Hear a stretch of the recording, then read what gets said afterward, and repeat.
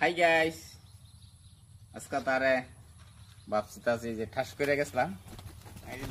করে কি দেখেন করে কি আজকে যে ভাবছিলাম ঠাস করে গে হারিয়া লয়ে পড়ছি কেলিগা হনা জানতেই তো শুন দেশের পরিস্থিতিটা কি এটা তো পাওয়াই যায় না হনা, এটা মানে তো বুঝতে আছেন না হনা ঠাস করে গিয়া এটা লয়ে পড়ার লাগে একটা দৌড়ে হারিয়া তখন ঠাস করে আনিয়া হারিয়াই না বাবু যাইও ঠাস করিয়া এই যে কর কিছু দাবি দুবি আছে নাকি তোর?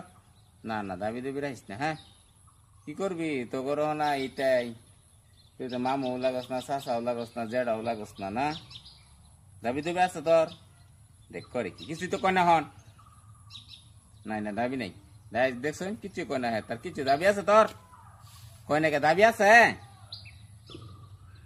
ধরাস না তো দাবি নাই, তুই তো আমার মামু লাগস না, চাচা জেডা কিচ্ছু লাগস না, করে করে না দাবি নাই তো? মা বাপ তো আছে ওখানে জিন্দা ওই বোধ